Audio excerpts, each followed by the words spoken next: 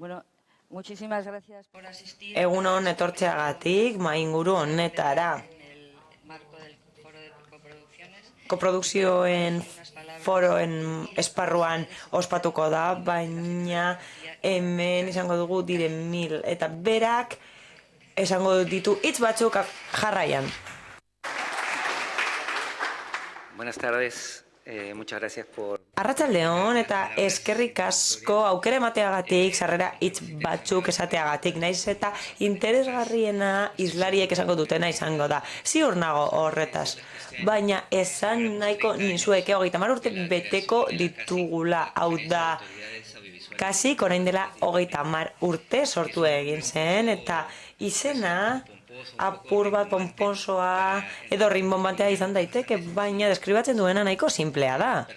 Pertsona batzuk gara eta bere herrialdeen izenean orain dela 30 urte erabaki zuten zerbait egitea elkarrekin gure eskualdeko zinemaren alde. Eta nik uste dut hori badela modu polit bat koprodukzioari buruz pentsatzeko, kasi 22 herrialdeko pertsonen erakundea da, aurrera egiten dutenak elkarrekin, eta koprodukzioa hori da, herrialde desberdinetako pertsonek erabakitzen dute aurrera egitea elkarrekin. Zerbait egitea elkarrekin, pelikula baten edo batzuen alde, eta produktoren kasuan, lan hori, baterako lan hori sartzen dute dokumentuetan, kontratuetan alegia.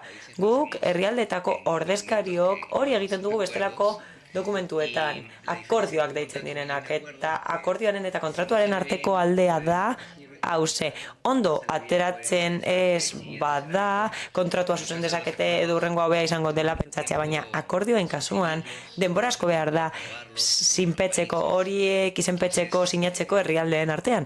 Eta horregatik oso ondo pentsatu behar da, eta zainketa handiz, kontu handiz, eta erabilgarriak izan behar dira produkzioentzat, filmentzat, sortzaileentzat, gure herrialdeko sortzaileentzat erabilgarriak izan daitezen. Momentu honetan sorkuntzako 30 urte betetzen ditugu, eta ez da bakarrik momentu bat azkenengo 30 urteotan Iberoamerikako zinemak nola aldatu den pentsatzeko lorpen asko izan ditu, eta Donostiako zinemaldia bezalako ekitaldia zoragarria da, paregabea da, ikusteko lorpen horiek nola gauzatzen diren, baina momentu egokia da pentsatzeko zer dagoen egiteke, zer dagoen eraldatzeke, zer dagoen aldatzeke oraindik ere, eta ez gara aldaketaren beldur izan behar naiz, eta batzuetan erakunde publikoetako ordezkariok hori egiten dugun, zaila delako gauzak aldatzea eta esfortzu handia behar delako, baina aurrera egin behar dugu, beldurrik gabe nik uste dut, eta funtsean beti egin behar da elkarrizketa ezarriz sortzaileekin, pertsonekin eta bere ekarpenak jasoz. Apur bat lurreratzeko, zehatzagoa den zerbaitetan lurreratzeko, produkzioa aldatzen da eta herrialden arteko akordioak ere eraldatu behar dira. Edo behintzat malguak izan behar dira, eraldaketa horiei erantzuteko, aldaketei erantzuteko, eta koprodukzioaren beharrei erantzuteko, eta esperimentazio sortzailearen beharrei erantzuteko, eta koprodukzio eredu berriei erantzuteko. Malguak ez badira, akordioak aldatu behar dira, eta ez gara horien eraldaketaren beldur izan behar, eta kasin prozesu horretan gaude, bihar adibidez bilera bat izango dugu, zentzu horretan, norabide horretan. Dei bat egon zen, Berlineko dei bat jaso genuen, malguak izateko eskatzen ziguten, mesua jaso genuen eta eskerrak eman nahi dizkizuegu hain mezu irmoa helarazteagatik.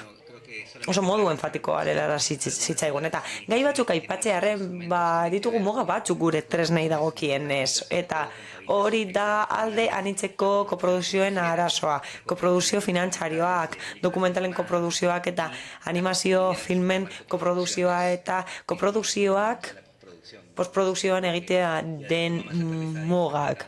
Beraz, hori apur bat gehiago kokatzen da panel honetan horretarako aukera izango dugulako. Hori eztabaidatzeko. Azkenik gustatuko litzaidake eskatzea badagoela galdera filosofiko bat koprodukzioaren atzean. Eta zera da, nongoak dira sorkuntzak, nongoak dira produkzioak. Zer esan nahi du produkzio bat herrialde batekoa zein bestekoa zein askotako herrialdeetakoa izateak? Parte hori garrantzitsua da, ez bakarrik nola egiten ditugun produkzioak baizik eta nola bilakatzen diren azkenean herrialde horietakoak. Beraz, eskerrik asko eta kasiren izenean hemen gaude zuek entzuteko. Eskerrik asko, geroago hitz egingo dugu, mila esker. Muchas gracias, Pierre, por tu presentación. Eskerrik asko, Pierre, zure aurkezpenagatik, eta eskerrik asko guztioi ona etortzeagatik, eta eskerrik asko zinemaldiari gonbidatu izanagatik mai honetan parte hartzera. Nahi dugu maila erabilgarria eta praktikoa izan dadila guztiontzat, eta 3 helburu esarriko ditugu mai honetan. Lehenik eta behin, pentsatu behar dugu beharrezkoa dela araudi esparru malgua sortzea, egokitzapen aukera daukana, merkatuan dauden aldaketei aurre egiteko. Bigarrenik, egungo erronkak azalduko dira. Ikusentzunezko Iberoamerikako sektoreak horiei egin behar die aurre. Eta hirugarrenik, erantzunen bat emango du, hau da, profesionalek egiten dituzte galderak eta erantzunen bat eman nahi dugu. Hemen daude 6 zinemalari. Esperientzia frogatua daukate. Beraz, 6 aditu ditugu koproduzioen esparruan. Lehenik eta behin, Pablo Cruz, Kananatik, Mexikotik, bigarrenik, Enrique López Lavigne Espainiatik, Apache Filmsetik, hirugarrenik Enid Campos, Perutik dator, eta Penki deitzen diote lagunek, eta Perutik dator, zehazki Txuiatxaki zine produktoratik, eta Diego Dukowski ere badaukagu, Argentinatik dator, eta zehazki Varsovia Films produktoratik, eta Agustina Txarino, Mutante zinetik, Uruguaitik, eta 6. Santiago Ilundai daukagu gure artean, bera, jurista da, eta Santiago Mediano abogados bufetean lan egiten du, Espainian. Bueno, pues vamos a empezar Hasteko, con los pros y los contras de lo que son las coproducciones. Koproduzioen abantaiak eta desabantaiak aztertuko ditugu. Jakin badakigu koproduzioak oso formula ohikoa direla produktorentzat. Bai Europan, bai Iberoamerikan oso formula ohikoa da. Bai kontinente batean, zein bestean, garatu egin dira lankidetza esfortzu handiak eta modu erregular batean partekatzeko, ezagutza partekatzeko, arriskuak partekatzeko eta kostuak partekatzeko. Azkenik, bere merkatu potentzialaren tamainare agotzeko.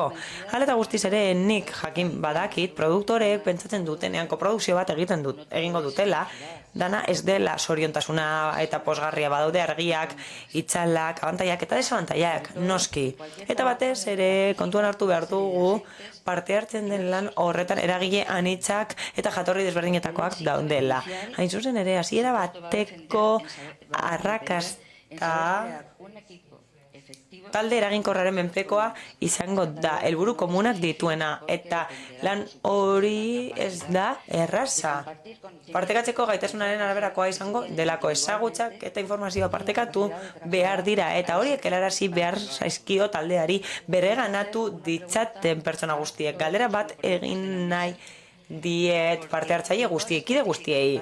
Hain zuzen ere, zailtasun hauekin guztiekin, hau da nire identitatearen parte galtzen dut taldean. Beraz, zergatik koproduzitu egiten duzu, Ez litzateke hobe, yo me lo como gaztenan esaten den bezala, bakoitzak bere kabuz lan egitea, ez litzateke hobe hori egitea? Kaixo?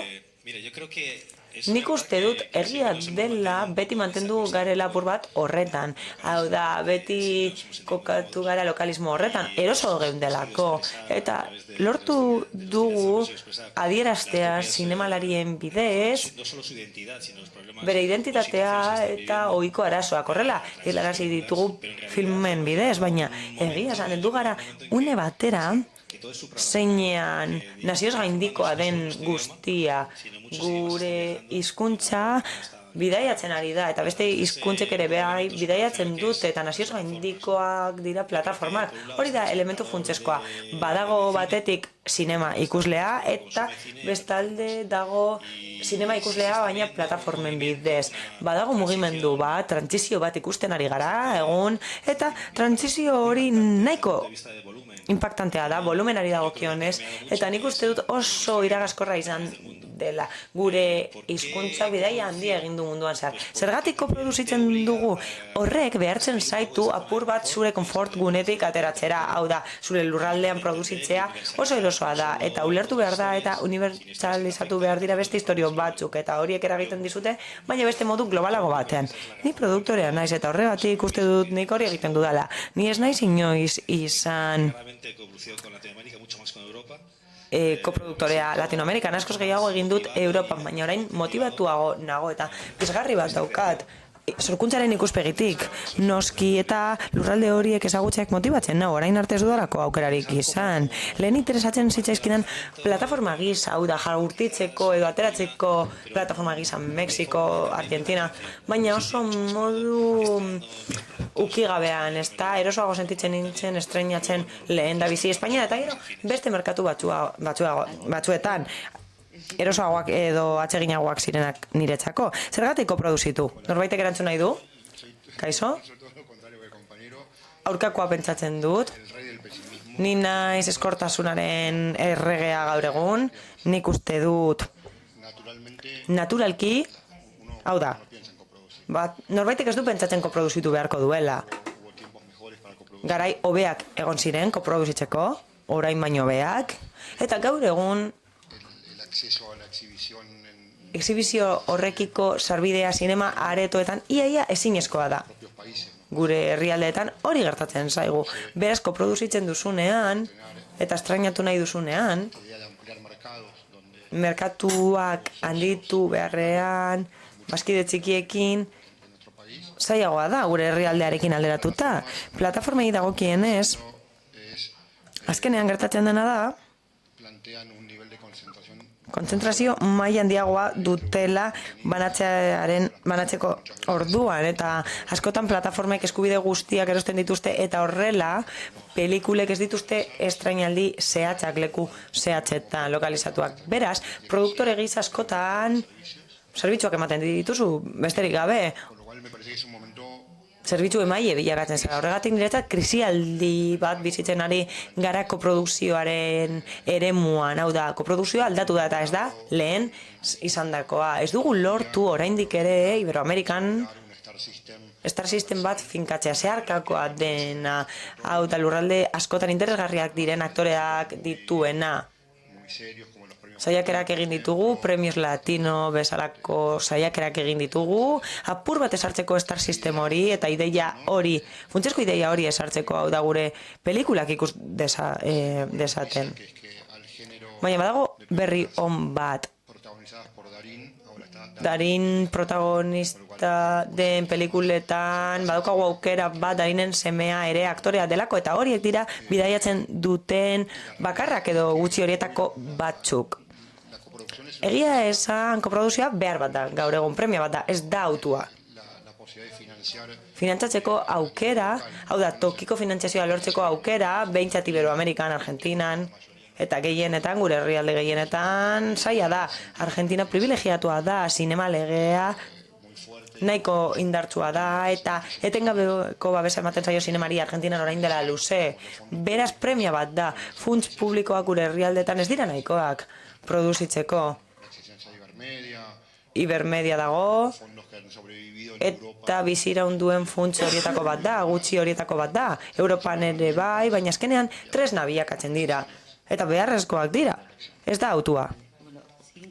Ados, Pinky, galdera bat egin nahi nizun. Abantaiei eta desabantaiei buruz, koprodukzioen abantaiei eta desabantaiei buruz. Fase desberdinak daude, hasieran, proiektu baten hasieran, komeni litzateke telebista kate batzuk egiten duten bezala eta plataforma digitalek egiten duten bezala fase bat zehaztea garapenkidetasun hori esartzeko koprodukzioa egin aurretik. Zuri galdetu nahi dizut, esan duzulako beti jakin behar dela norekin eskontzen zaren, ezta? Ez litzateke hori modurik egokiena ezagutzeko, gure burua ezagutzeko eta frogatzeko behin betiko koprodukzio kontratua sinatu aurretik?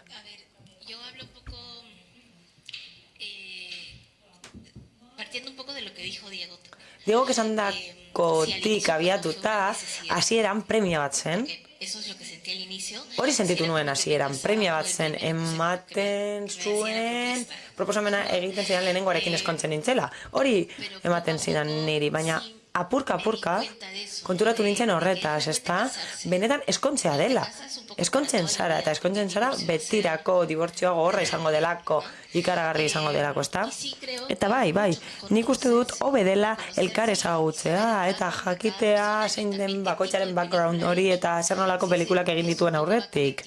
Hori garrantzitsua da jakiteko benetan bat datorren zuk egin nahi duzun pelikularekin eta zer nolako helburuak dituzten biek.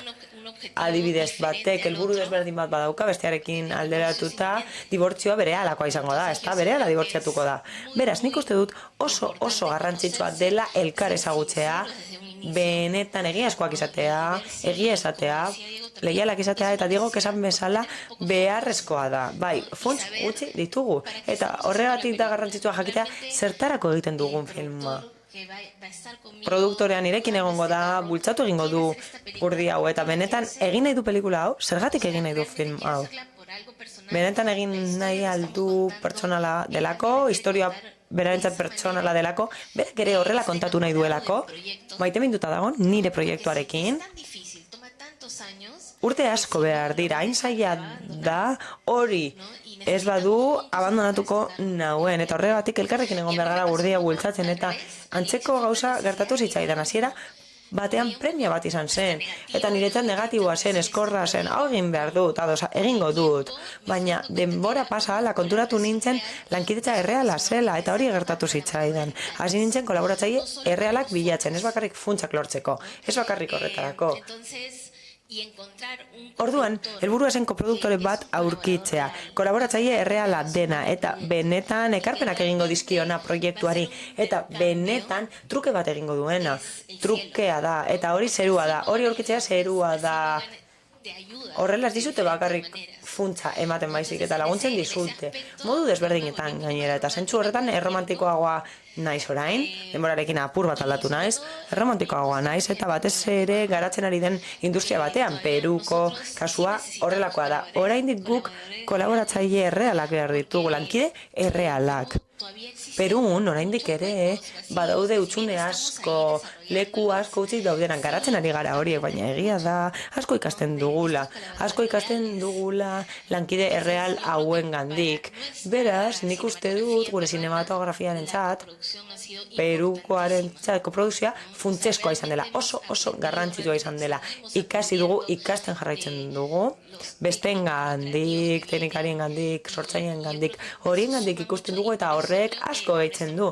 Eta horregatik uste dut, orain hasieran 2002 baino hobeago gaudela. Orain, bada oso desberdina. Filma dezaket argazki zuzendari batekin aitorpena daukana, baina 2012an ezinezkoa zen edo bestelako aktoreak eukitzea aitorpena zutenak. Hori ere bai, pentsa ezina zen. Horregatik lagundu digu, baina horrez gain garrantzia izan du une honek, momentu honek. Talde bat sortzea helburu komun batekin funtseskoa da, bai, funtseskoa da. Agustina, galdetu nahi nizun ere bai, garapen fasean, proiektuak garatzeko fasean, denok aipatzen dituzue abantaiak eta desabantaiako produkzioetan, baina non sort daitezke arazorik larrienak, gidoia berrikustean, finantziazioa nahikoa ez izatea da arazorik handiena, talde artistiko tekniko egokia, moneta aldaketak, ez egonkortasunagatik, hau da herrialde ezberdinetako moneta dela eta gabeziak koprodukzio kontratuetan, zer nolako arazoak gainditu behar izan dituzu garapenean? Apur bat haiek esan dutena izteko gustatuko litzaidake zera esatea. Herrialde txikietan, Uruguai, Peru ez da txikia, baina sinematografikoki bada txikia, eta beti izan dugu behar hori. Hau da, beti koproduzitu dugu. Naturala da guretzat, nik ez dut pentsatzen film bat egin dezakedanik, koproduziorik gabe, ala da, nahitaezkoa da. Lehen alakoa zen, majoritarioak diren filman genituen, eta txikiak lortu nahi genituen, ala zen, baina orain koproduzio txikirako funtsekin apur bat aldatzen ari da egoera hori, eta azkenengo urteotan koproduzitu egin ditugu film asko, txiki gisa, eta zuk esan bezala alderantzizkoa da, nik uste dut. Nik gogo ikaragarriak ditut, hau da, nik egin nahi ditut beste historio batzuk, gustatzen zait beste herrialde batzuetako historiak kontatzea, baina gustatzen zait haiek kontatzea.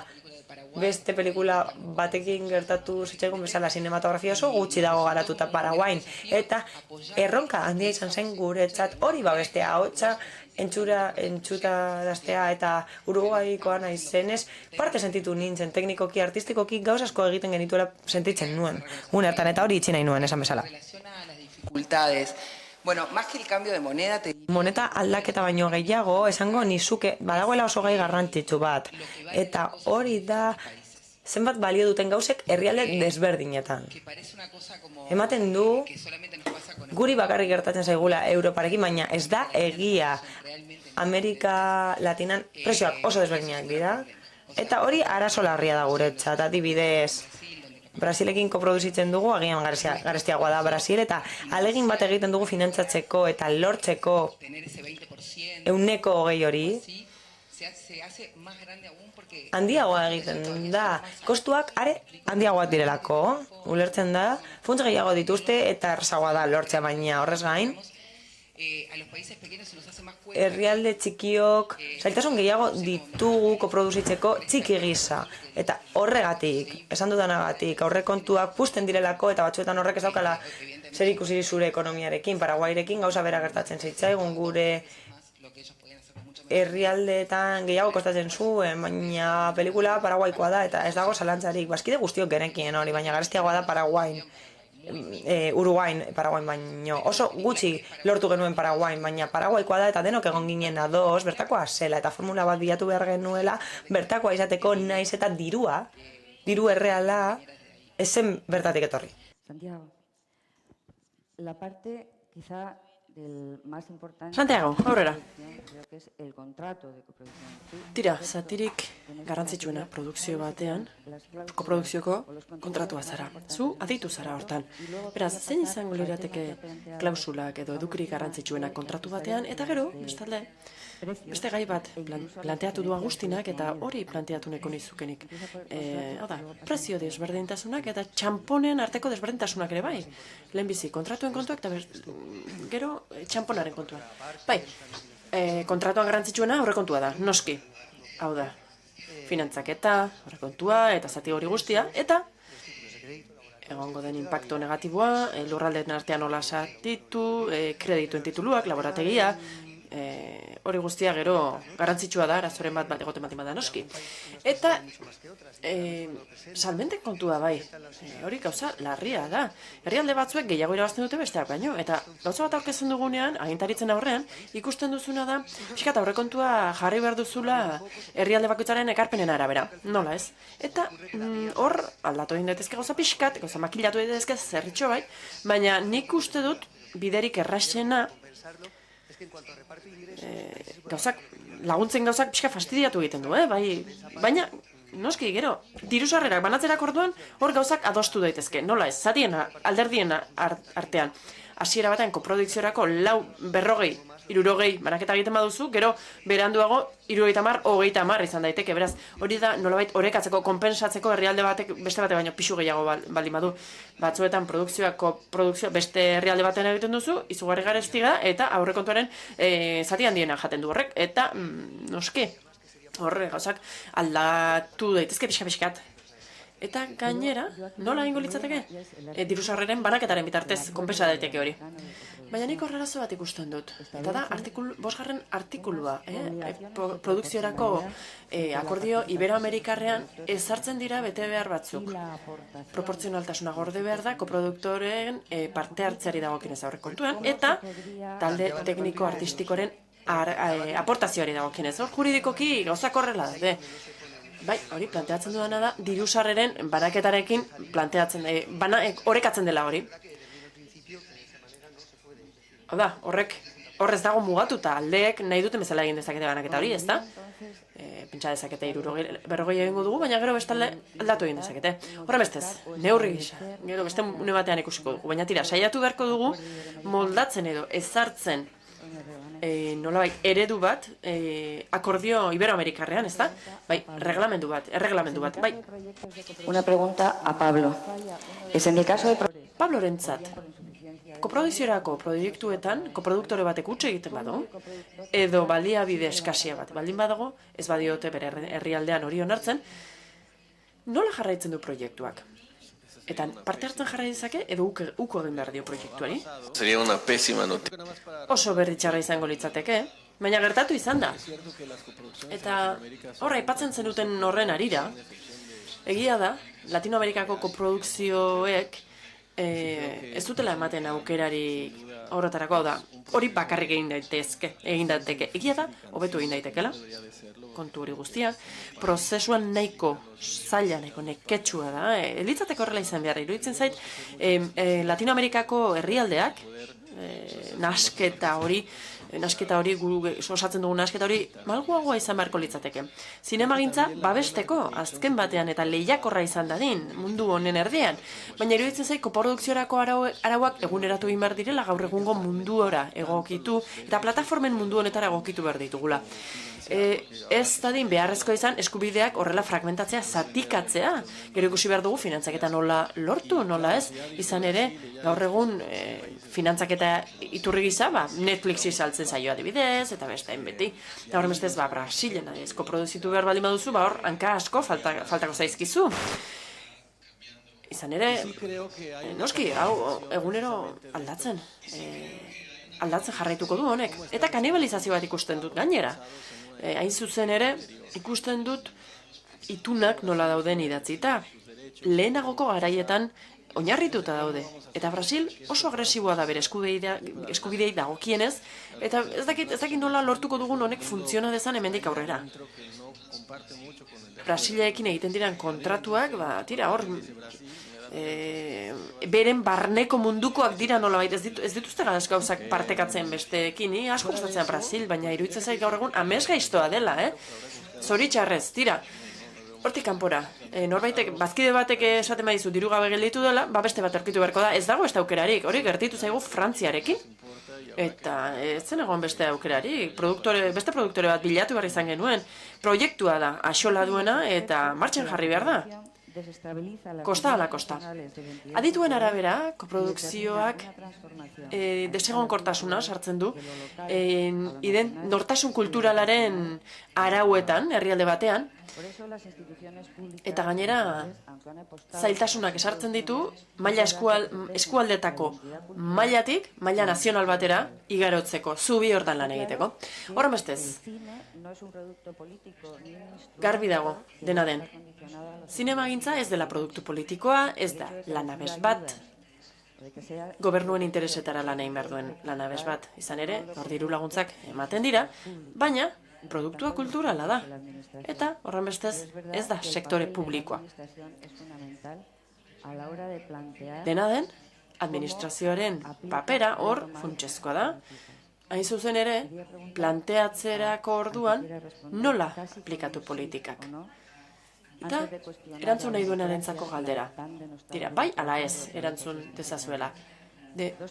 Burokrazia askotan aipatzen duguna batzuetan beharrezkoa dena, hori kuestionatu baino lehen, jakin beharko genuke, produktorek ezagutzen aldituzte beren produkzioen gainean ezar daitezken arauak, eta bestalde administrazioek, herrialdeetako administrazioek ematen aldute erraztasunik, ematen aldute informazio hori jakiteko koprodukzio proiektu bat onartzeko prozesuari buruz.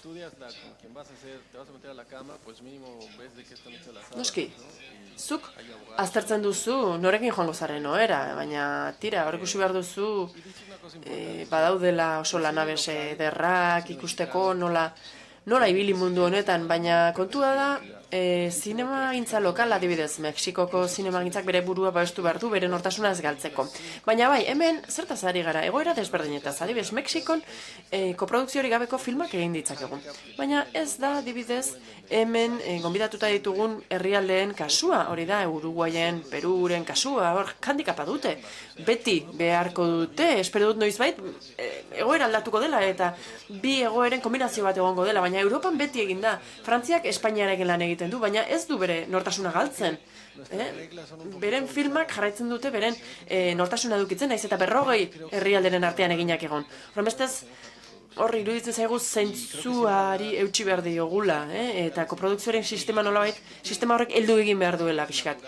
Eta film lokalak, euneko unean lokalak direnak, eta koprodukzioa dutenak, hor, noski, adibidez, aktore uruguaio bat etorko da nire filmeko protagonista izatera, eta horrelako egoerak sortuko dira, behartuta gongo gara. Baina, tira, adibidez, artista brasildar bat edukiko dugu, edo bai, tira, bikaina izango da dela den. Bestela ez ditugu horrelako aukerak eta esperientziak edukiko, hori ere egia da. Diego, galdera bat zuri gai horri buruz badakit, oso kritikoa zarela administrazioarekiko.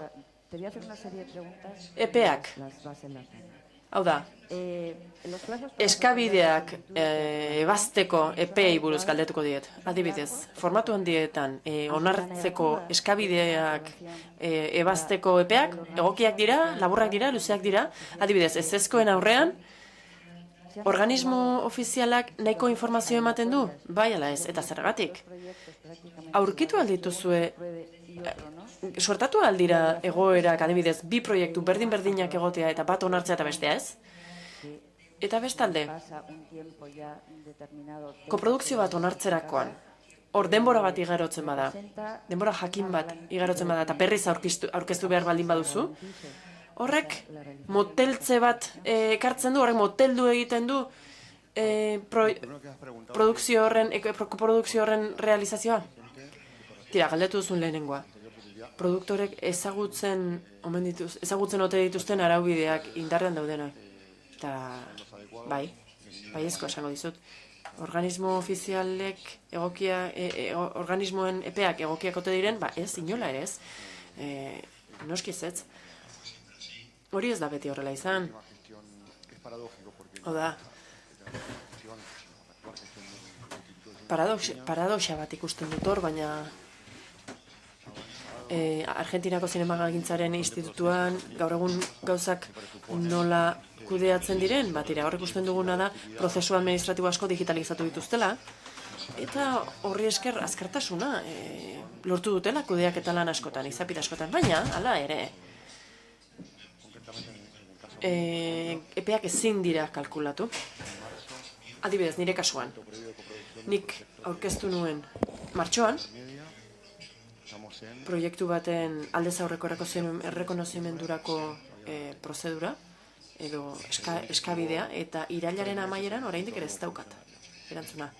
Espedientea 3 hilabete egon zen funtzionario baten mahai gainean.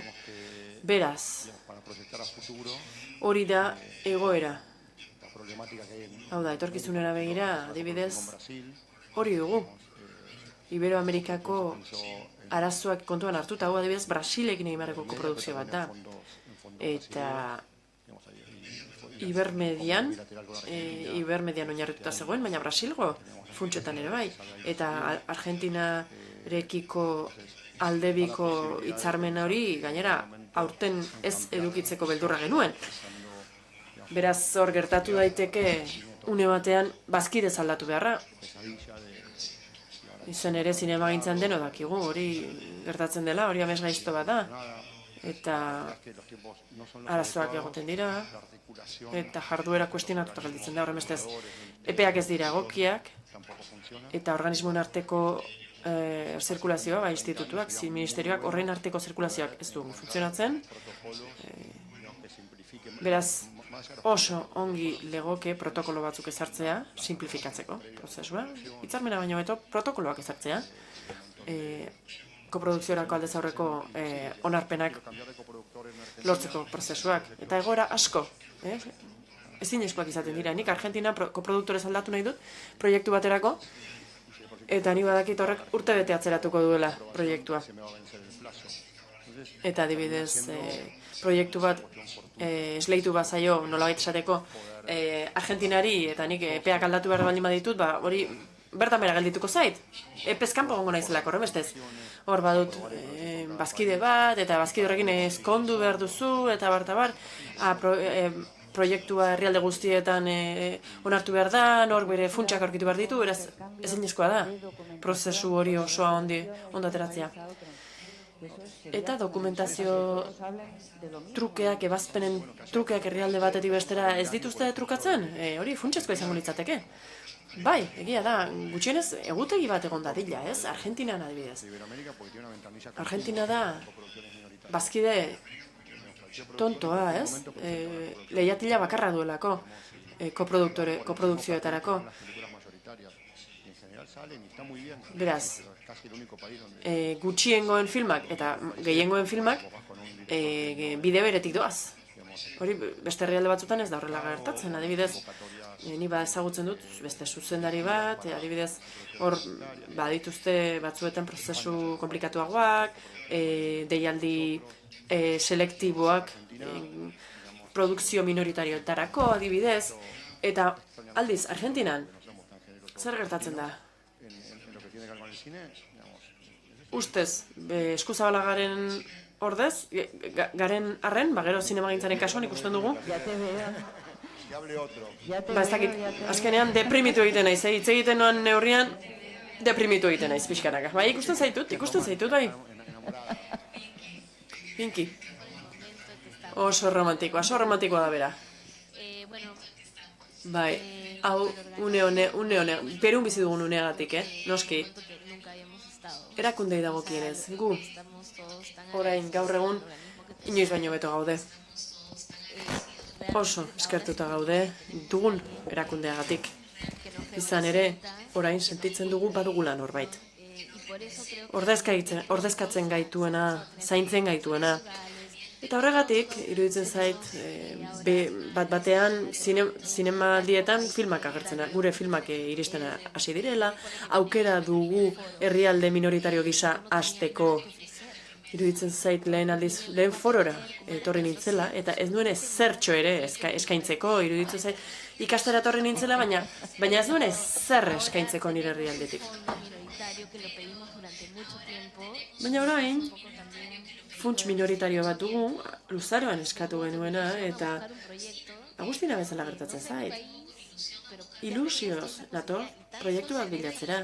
Ez dakit nire herrialdean. Baina han, Perun badugu aukera. Eta hori bakarrik izugarria da guretzat. Horren bestez, eskerrik asko, gure erakundeari. Hau lehen aldiz daukagu, ez dugu inoiz eduki. Eta horren bestez, horregatik nik perspektiba hori daukat. Gaur une hau bizitzen ari garelako. Lehen, ez zegoen horrelakorik. Eta orain, existitzen gara. Beraz, administrazioaren papera funtsezkoa da. Bai, funtsezkoa da. Eta guri oraindik ez zaigu halakorik gertatzen epeen kontua, eta bar.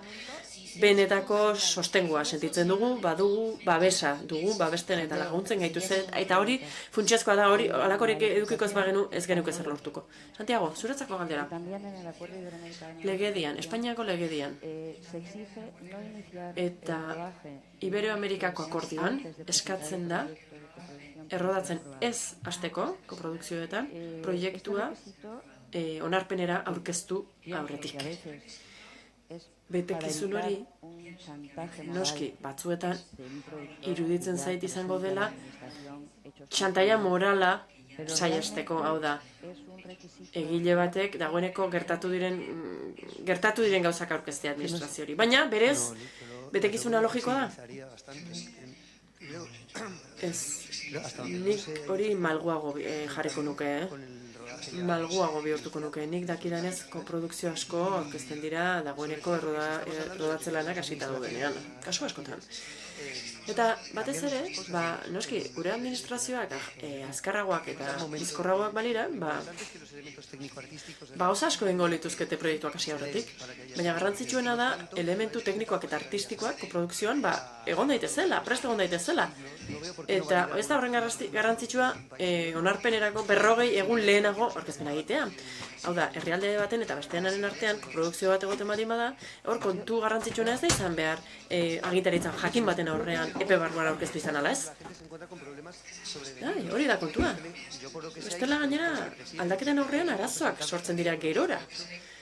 Nik badakit koproduktore batzuk nahiago dituztela herrialde batzuk errodatzearen kontu horregatik, bestela gero produkzioa bertan bera uzten dizutelako. Horren bestez, Kolonbian egiten dizutena adibidez, ikusten dutena da, horrela jokatzen dutela, aurkeztu duzune, aurkeztu nahi zenuen, koprodukzio baten nazionalitatearen arabera, gero, uzten dizute edo ez. Beraz, gertatu behar dena da, benetan, zerbitzuak egon behar direla, zerbitzu teknikoak, artistikoak herrialde bakoitzetik, hori da garrantzitsuena, hori da funtsezkoena. Eta egia da, ez da dila trampa egiteko baliatu, ez? Nik uste dut garrantzitsua izango litzatekeela, hemen dauden institutuentzako, hori aztertu dadila, adibidez, koprodukzio finantzioaren kasuan, edo beste koprodukzio batzuen kasuan, elementu teknikoak eskaintzen direnean bakarrik adibidez.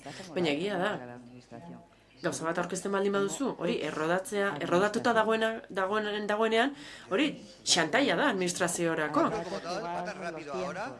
Ez dakit. Nik uste dut, orain gauzak oso azkar da zela. Dena izan behar da azkarragoa. Arazoa zein da? Aukera bakarra dagoela. Aurkeztu duzu eta ja dagoeneko lotuta zaude. Ezin duzu proiektu aldatu. Hori da beldurra. Horrek ematen du beldurra. Produkzioaren realitatean gauzak aldatu egiten dira. Hasi baino 3 egun lehenago aktore batek utzi egiten du, adibidez. Guri gertatu zaigu filmen batean, adibidez, adibidez, aldatzen dizute aktore bat tokiz. Edo beste Europar Batasunetik kanpoko aktore bat jartzen dizute. Eta hor arazoa dituzu. Eta noiz eman behar duzu aldaketa horren berri. 40 egun lehenago, 30 egun lehenago, ezakit? Tira, orain erronketara pasatuko gara, gaur egungo erronkak. Nik hitz batzuk aipatu nahiko nituzke. Hain zuzen ere, Alex de la Iglesiak 2011an esan zituen. Hain zuzen ere, Espainiako Zinemagintzako presidente, institutuko akademiako zuzendari zenean. Internet gaur oraina da. Eman diezaiogun ongi etorria. Eta askori ez zitzaien gustatu. Orain, 10 urte pasatu dira. Ados zaudete hitz horiekin?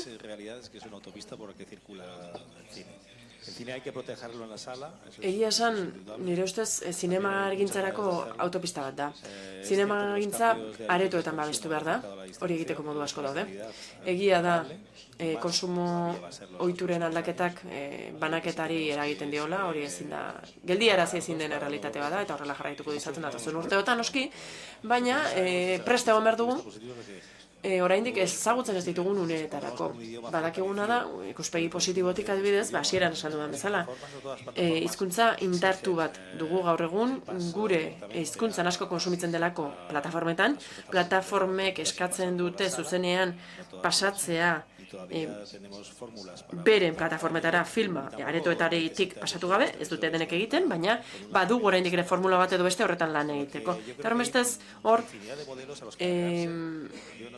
ez duzu lurralde guztietan zinema aretoetara filmara eman beharrik. Tira, ni ez dakit baikorra naizen ala ez, baina ez banintza izango, enuke honetan lanean jarraituko. Eredu paradigma aldaketa geldi ezina da, hori asumitu egin behar dugu, geure ganatu egin behar dugu, eta administraziotik eta produktoreetatik egokitu egin behar dugu. Askoz ere malguago izan behar dugu, erregalamenduek malguagoak izan behar dute. Eta nik uste dut, produktorearen lanari esker, produktorearen lanak posible izan behar du, bestela ez dira gehiago produktoreak egongo, ez da negoziorik egongo. Orduan uste duzu, oraindik badaudela erakusleioak, ohiko erakusleioak, eta oraindik ere beharrezkoak direla? Bai, ikusi beharko dugu, noski, guretzat oraindik ere diru sarrera iturri nagusia da, zinemaretoak oraindik ere, eta gainerakoak ari gara finantzaketaren alorrean hipotekatzen. Askotan, diru sarrera edo etekina lehenago iristen da zinema aretoen bitartez. Borroka bat dago plataformen artean. Nork irabaziko du, eduki onena eskaintzen duena, kalitatean edo kantitatean, Santiago, zuretzakoa, galdera. Behar bada, haiek erantzungo dizute hobeto, Baina nik uste dut plataforma batzuek bilatzen dutela kalitatea, eta beste batzuk ari dira behar bada eduki ontzi gisa lan egiten, eduki asko hartzen dute, nola nahi ere. Azken aldi honetan ikusi dudana da, hau da, denbora askoan zehar oso ongi lan egin dute, baina orain askoz ere presa gehiago dute produktuak lortzeko. Eta behar bada hor, ari dira kalitatea murrizten. Horixe, ikusi dut. Produktore batzuei gertatu zaie. Hau da, gidoiak aurkezten dituzte, produktoreak ikusten du ez dagoela oso ongi, adibidez atal batean, serie baten kasuan izan daiteke, eta kateak plataformak esaten du, ez aurrera, errodatu ezazu. Beraz, korrika doaz, lehiatzen ari direlako, elkarrekin, eta ikusteko zein posizionatzen den hobeto, eta horremestez, horrek kalitateari kalte egiten diote. Kontua da ikustea, produktua noiz heltzen den plataforma batera, edo Disney Clubera, eta hori da kontua. Ordura arte iruditzen zait ongi ordaintzen ari zirela, eta gainera, niri ez zait gertatu plataforma batean berbada lurralde guztietatik gauza bat kentzea, baina batzuetan SVOD-ren kasuan produktu batekin gelditzen dira, eta uzten diote estreinaldia produktoreari hainbat herrialdeetan, eta eskubide batzuk uzten dituzte. Eta horremestez, serie batzuk egiten dituztenean adibidez, ez da ezer aldatzen, hau da, Mediasetek egiten zituenean, berentzat izaten zen, oso horik ordaintzen dituztelako. Netflixek serie bat ordaintzen baldin badu, eskubide guztia berarena dira. Zinemagintzaz ari garenean, bai, egia da, ikusi dut, lurralde batzuetan, lurralde osoak lagatzen dituztela, beren negozioaren izan ezik. Sus modos de y usos y costumbres. Lo que sí es importante... Garrantzitsua dena da, hasieran esan duena, hau da, nazioaz gaindi dagoela, bai? Iruditzen zait, adibidez, askotan gertatzen da, plataforma batean, ikusten duzu aktore batzuk izugarrizko eragina izan ditzaketela lurralde horietako konsumoetan. Herrialde horretakoak ez diren filmetaz ari naiz eta gauza sinesgaitzak kontatzen dizkizute adibidez aktore batek Mexikon, Txilen eta Argentinan izar bat izan daiteke eta lehen etzen horrela. Horrek baldintzatzen du konsumoa areagotu egiten da eta horrek lagundu egiten du. Koprodukzio hori ez bakarrik finantzaren koprodukzio baizik eta sortzailea ere bai, hori beharrezko izan daiteke, horremestez, nire kasuan adibidez, ni Espainiatik ari naiz. Horremestez, ekonomiaren ikuspegitik, baino, haratago doa behar hori, Hau, orduan zer, aukera bat da edo mehatxu bat, ohiko zinemagintzarako. Edo zer ari da gertatzen, aldaketa bat ari da gertatzen ekoizpen ereduan? Bueno, tira. Bai, aurreko galderarekin lotu nahi dut. Iruditzen zait, plataformetako negozio ereduak bateragarriak izan daitezkela, behar badea, koprodukzioekin eta zinemagintzako finantzaketa ereduekin, orain artekoekin esan nahi dut. Badaude salbuespenak, plataformak, produktu originalak erosten dituzte, hori interesatzen gehien, eskubideak erosten dituzte, edo lizentziak egiten dituzte, geroz eta gutxiago lizentziatzen dituzte. Izan ere, lizentzia bakoitza askoz ere azkarrago doa, ahalik eta bere halakoena izan behar da, eta filmaren formatua ez da gehien nahi dutena. Beraz, horrez aparte gainera, Argentinaren kasua hitz egingo dut, Argentinan adibidez. Hor badago diru laguntza bat nagusia, diru laguntza nagusia da, baliabide elektronikoetan erakusteko. Hau da, diru laguntza hori aktibatzeko, jatorriz behintzat, DVD-a editatu bertzen. Edo telebistan filma jartzen zuenean aktibatzen zen. Orain, zer egiaztatu behar da? Funtsean, BOD-ko plataforma batean erakusten duzula egiaztatu behar duzu, funtsean. Eta hor, zinearren bitartez kanalizatzen duzunean estreinaldia, hor diru laguntza lor dezakezu. Eta txuri beltzean film bat saltzen baduzu, 62 minutuko adibidez, Foxi saltzen badiozu, hor amez gaizto bat duzu. Argentinako Zinemagintza Institutuak eskatzen dizu Foxeko lehendakari ordearen sinadura egiaztatua. Izan ere zure filma erosi du inork ez duen erosten arren, eta hor bere notario baten aurrea jun behar du, bere sinadura egiaztatu behar du, akreditatu behar du, eta hori ezinezkoa da. Zure filma eros dezan, hori ezin da eskatu. Beraz, hor badago ereduen talka bat, eta oso argia da. 2 espediente ditut nik Foxi saldu dizkiodan 2 film, eta hor badago eskubideen arteko talka bat. Eta ezin dut konpondu, ez dago modurik. Ezin da konpondu. Bestalde, plataformen negozio eredua, geroz eta gehiago azkartasuna eskatzen ari da produkzioan eta eskubideak lortzeko prozesu horretan, geroz eta azkarrago izatea eskatzen digute eta esklusibitatea ere bai. Eta hori erabat aurkakoa da, orain arte ulertu dugu zinemagintzaren produkzioarekin. Erabat batera ezina ikusten dut. Eta oso ezkorra naiz, zentzu horretan. Bai, oso ezkorra zara, Bai, gainera gaur erosleak 5 edo 6 dira. Lehen milioika ziren. Hau da, gaur egun izugarrizko enbutua aurkitzen dugu.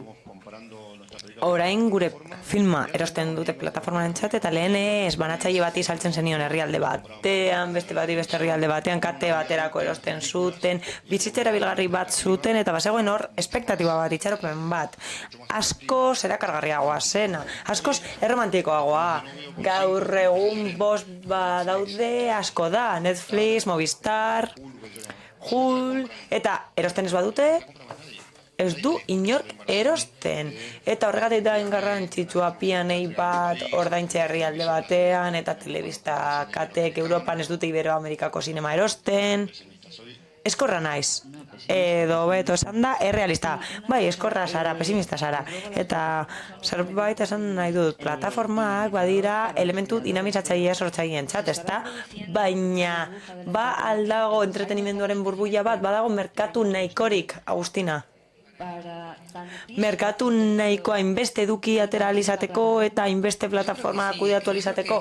Bai, nik uste dut baietz. Badago erronka bat, guretzat, eta hori da bilatzea publiko hori berriro ere. Zuk galdetzen zenuen zeintzuk izango ziren plataformarik arrakastatzuenak eta nik esaten dut. Agian arrakastatzuenak izango dira profil argia dutenak, hau da. Nortzuk daukaten argi, zein den saltzen duten produktu argia. Horiek izango dira arrakastatzuak. Arpide duen bezala, ez duzunean aurkitzen nahi duzuna, gaizki sentitzen zara, beraz horrek erakusten du agian, badagoela plataforma zehatz bat non norbaitek bilatzen badu zerbait, aurkitzen du leku bat non produktore gisa gauza bera egin dezakegun, ez dakit saltzen dudan ondo. Mundu guztiak ez du gauza bera nahi, ez du leku berberetara joan nahi, sarbide gune gehiago daudenean. Nik uste dut hori oso garrantzitsua dela plataformen kasuan eta koproduzioa bilatzeko ere bai, jaialdiak bilatzeko, ez daude bakarrik 5 jaialdi, askoz gehiago daude, baina kontua da zuk nahi duzuna eta dimentsio gisa zuk duzuna, ez da mundu guztiak pentsatzen du bere pelikula plataforma baterako dela, baina egian ez da horrela, ez da beraz oso garrantzitsua da gure barruan begiratzea, zer nolako produktua daukadan pentsatzea eta nora jo nahi dudan. Nik uste dut batzuetan okertzen garela, ez da pentsatzen dugu batzuetan egiten dugun guztia leku batean jar daitekela, baina bertan ez dauka lekurik, ez da nik jarraituko dut egile sinema egiten, pelikula txikiak egiten jarraituko dut, ez dakit nola, baina badago momentu bat non publiko desberdina dago, eta bai, argi dago finantzatu egiten direla beste modu batera, aurrekontu desberdina dutela, ilogikoa izango litzateke ala ez izatea.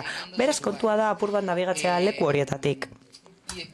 Eta gero, horrez gain nik uste dut jende asko aldatzen ari dela egile leku horretatik pelikula Hollywooden egitera, ez? Asko aldatzen ari dira lekutik, asko pentsatzen dute Amerikar pelikula egin nahi dutela, asko joaten dira bertara eta itzultzen dira gero. Baina, bilaketak dira, bilatu behar dugu eta norberak ikusi behar du zer dagoen eta norberari ondo datorkiona. Arriskuan dago pelikulen kalitatea, badaude plataforma batzuk bilatzen dutenak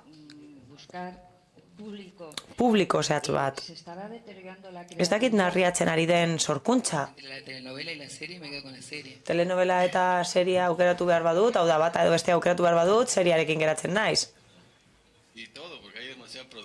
Produzio gehiegi dago, beraz bai, badago hor utxune batean sinemak hori okupatzen zuen eta orain serieak daude. Ez dakit narriatzen ari den, nik uste dut aurkakoa dela, baikorra nahi zentzu horretan, eta nik uste dut lan asko dagoela eta profesionalizatu egiten dela baso bat, lehen geneukana eta sinemalari hobeak sortzen dira, bai serietan, bai pelikuletan, baina horrek hobetzen du. Agian gure sinema bada motore bat, eragile bat, talentu hori sortzen du, eta lehenengo urratsa agian bada pelikula bat, eta horretatik produktoreok ikusten dugu talentua dagoela, begirada desberdina dagoela, eta hortik prostituziora pasatzen gara. Pinky, para ti... Pinky, zuretzat galdera hau, zinema aretoak aldira beharrezkoak, oraindik ere beharrezkoak dira? Zinema aretoak edo orain gaur egun plataforma hauekin ez da beharrezkoa? Ez da beharrezkoa mugitzea, leku batetik bestera joatea, zinemara joateko, zer uste duzu? Pertsonalki nik uste dut pelikula bat zineman ikustearen esperientzia paregabea dela. Esperientzia paregabea da. Ez da gauza bera, pertsonalki uste dut, ez dela gauza bera, ez da gauza bera pelikula bat zuretzean edo zineman ikustea. Ez da gauza bera, bertara joatea gauza desberdin bat da. Horregatik daukat barne gatazka bat plataformekin. Askotan lan egin dut plataformentzat, orain ari naiz lanean plataformentzat, baina badago gatazka bat nire barruan. Nik uste dut, orain ikuslea, esten ari dela beste modu batera, ez da? Oraingo ikusleak heziketa desberdinean daude murgilduta klik batekin aldatzen dute. Harin belaunaldi berriek kontsumitzen dituzte gure istorioak. Modu desberdin batean, eta nik barne gatazka bat daukat esan bezala, eta bi gauzak egiten ditut. Eta saiatzen naiz gauzarik onena aurkitzen bietan, baina zinemaren esperientzia eta batez ere egile sinema batean ikustea paregabea dela. Hori da nik uste dudana eta existitzen jarraitu beharko luke, nola ez? Mikrofon horik erabiltzen ez badu, ezingo dugu itzuli, barkatu.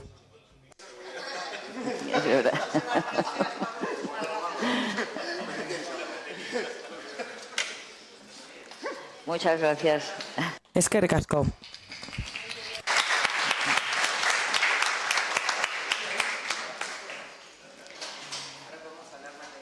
Sí. Volvemos otra vez a lo de las ventanas de exhibición rígidas. Exhibizio leiho zurrunetara pasako gara orain. Agian konponbidea izango litzateke akordioak esartzea produktorearen, banatzailearen eta erakuslearen artean apur bat malgutzeko hori, leiho zurrun horiek malgutzeko, beti existitu dira horiek, aretoa, bideoa, telebista, oso zurruna da sistema hori. Nik uste dut, nolabait esatearren paradigma aldatu dela, eta aldaketa honetan berri hon bat dago. Agian banatzaileek existitzeari utziko diote. Berri hona izango litzateke, ez da?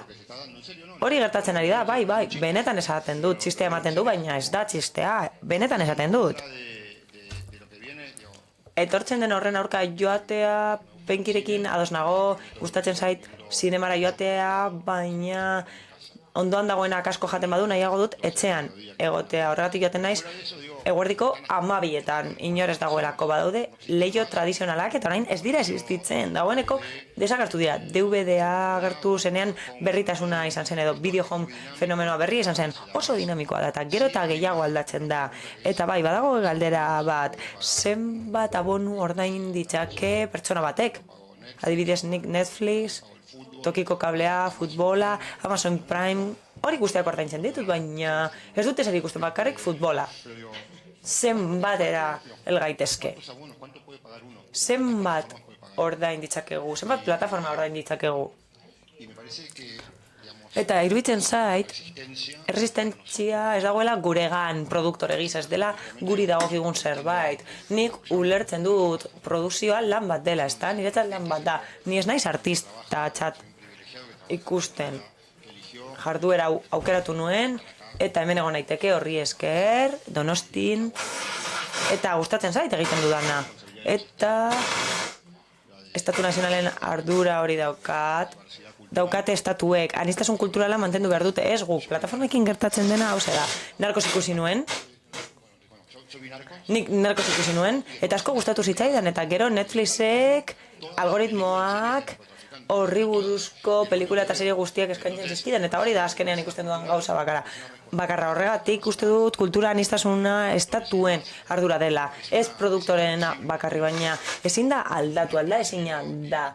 Autoak abiadura hori hartu du eta bide hori hartu du eta ezin duzu aldatu. Zinema aretoen esperientzia eta horietarako zarbidea aldatu da, bide, 3D eskaintzen dute, 4D, IMAX, definizio altua hori gertatzen da, eta gero eta zinema pantalla gutxiago daude, eta gero eta leku gutxiago izango dute merkatuan. Igiezinen merkatuak, salmentaren merkatua urratzen du, eta nik uste dut erresistentzia kulturala baino arauketak egin behar direla, arautu behar dela, aurrerapen handia dute plataforma digitalek, eta horregatik arautu behar da gehiago, zinema jaialdi gehiago egin behar dira, zentro kultural gehiago, banaketa alternatiboa, estatu mailako plataformak sortu behar dira edukiak erakusteko, nazio mailako edukiak, eta beste bidea ezagutzen dugu jadanik.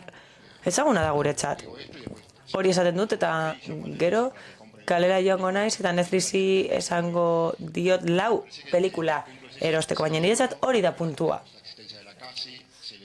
Kasi existitzeak posten nau, Ibermedia existitzeak posten nau, Institutu Nazionalak existitzea gustatzen zait, baina bide hori existitzen da eta bakarra da bizirauteko.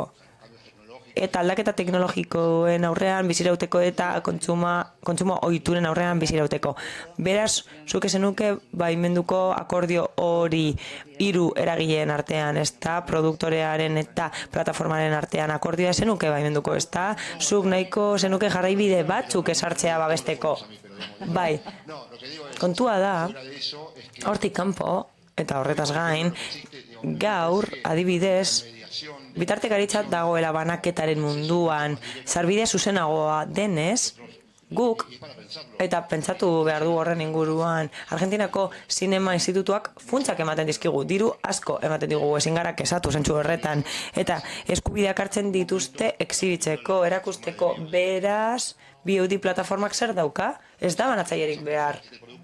Produktorea dago, sortzailea dago, eta bermea da, funts publikoen kudeaketaren bermea da, produktu kalitatezko produktuarena, kultura produktua, garai hauetan, zinema munduarekiko lehioa dela pentsatzen da, baina benetan, banaketa edo nazioarteko salmenta lehen existitzen zen bezala, hau da, norbaitek lortzea aukera hori zuretzat, beste merkatu batzuetara sartzeko, ez dela existitzen, orain ez da existitzen, Argentinan ez dugu hori ikusten, merkatu iberoamerikarrean ez dugu hori ikusten, Asian ez da hori ikusten, Hollywoodeko sinema ikusten dugu eta sinema nazionala ikusten dugu, baldin eta erakusleek errespetatzen dituzte pantalla kuotak eta ordutegi erraroetara pasatzen dituzte, hori ere aipatu behar da. Santiago, lehen zerbait esan duzu plataformekin sinetutako kontratuei buruz. Beti aipatu egin dira kontratu leoninoak.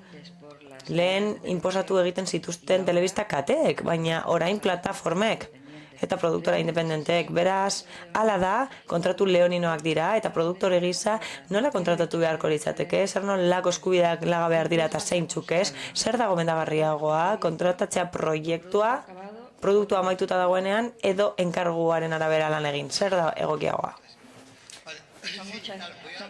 Gauza asko dira, bai, galdera asko dira, lehenengotik hasiko naiz. Lehenik eta behin, nik uste dut, eta benetan ez zait oso desberdina iruditzen. Pelikula baten kontratua ikusi dut, eta Netflixek ordaintzen duenean, Sonic egiten zuenaren antzekoa da prozesua, hau da, nazioarteko banaketarekin geratzen dira. Espainian, home video ematen dizute, eta beste guztia haiek bere ganatzen dute. Hala da, beraz nahiko antzekoa da prozesua, dirua jartzen dute, eta hori da, gertatzen dena, produktua txikiagoa denean, gutxiago ordaintzen dizute, eta leio gehiago ematen dizkizute, hau da, beti izan da, horrela eskubide hauek baditu, eta uze ordainduko dizut, eta horren araberakoa izango da. Beraz, zinemaz ari gara da, baina seriak aztertzen baditugu, plataformetan edo kanaletan daude beti igotzen ziren eta osorik ordaintzen ziren seriak. Orain badaukazu zure onura industriala, negozioa ordaintzen da, nahi duzuna igortzen duzu eta eta horrela seria ateratzen duzu, beraz, ez da aldaketarik egon, baina askoz gehiago egiten dira, hori da aldaketa, eta askoz hobeto. Orain, telenovelak egin beharrean, seriak egiten dira, beraz, aurrerapen oso ona egon da, zentzu horretan. Ai, que no lo pongo nunca, vale, gracias, perdón. Bai, mikrofonoa hurbildu, mesedez. Afonikoa naizenez, ez nau inork entzungo. Beste galdera zein zen, barkatu? Nola kontratatu behar da plataformekin?